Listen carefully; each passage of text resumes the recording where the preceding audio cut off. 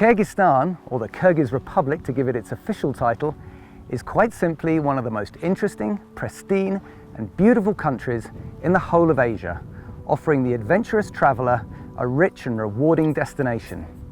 My name's Jonny Bealby. I founded Wild Frontiers, and in this short film I'm going to talk about tourism in Kyrgyzstan.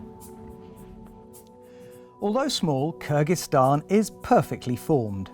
The Tien Shan, or Mountains of Heaven, that stretch across its length and breadth are lush and green, high and wild, dissected by sweeping steppelands, primal forests, crystal streams, turquoise lakes and lofty snow-capped peaks.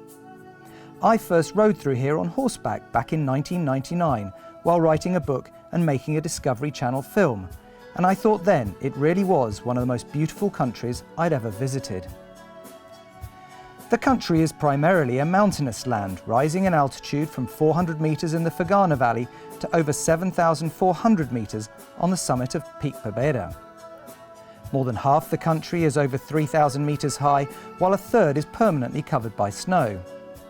But despite the immense natural beauty of this landlocked Central Asian Silk Road Republic, it's the people themselves that bring Kyrgyzstan to life.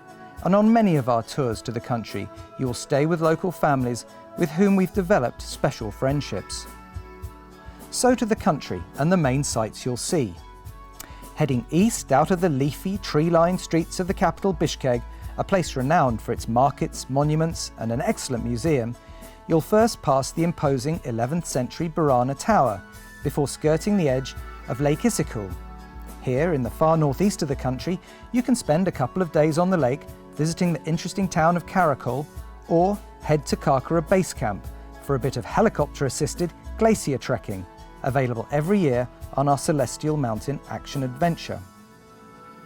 From here, you'll probably move on around the southern shores of the lake, visiting one of the famous eagle hunters and possibly trek over one of the many magnificent passes before hitting the main road south towards China and the one last remaining ancient Silk Road caravanserai at Tashrabat.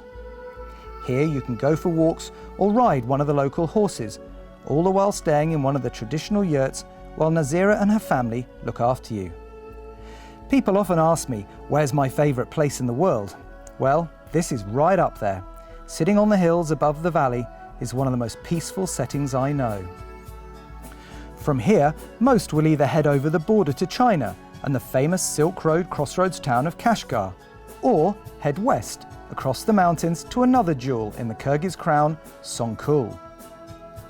A 3,000-metre high glacier lake, some 40 kilometres in length, again it offers a great place to walk or ride among the hills and meet more of the locals.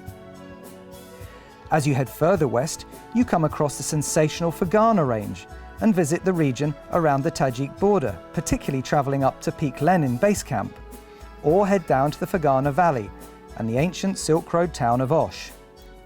Many of our trips come this way as they head into neighbouring Uzbekistan, but continuing on the circuit back around towards Bishkek, you'll come to yet another wonderful region of natural beauty, Sarychi Lake National Park. At Wild Frontiers, we run both small group tours and tailor-made holidays to Kyrgyzstan.